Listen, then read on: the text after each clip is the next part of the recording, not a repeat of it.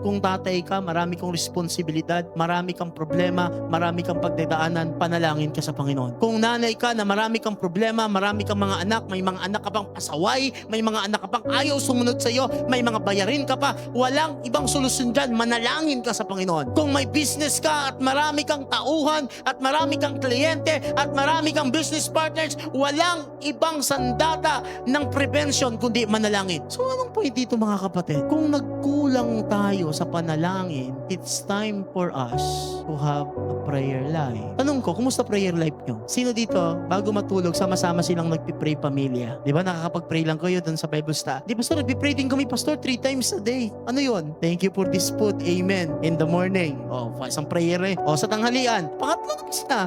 Sa gabihan. Thank you for this food. Pag na-invite po kami, pastor, mag-coffee shop, ipipray ba kayo sa coffee shop? Habang nilalagok nyo yung kape, baka iba-iba yung bitchin na yung nilagay doon, hindi nyo pinagpipray. Ang tanong ko, kumusta nga pala ang prayer life ninyo?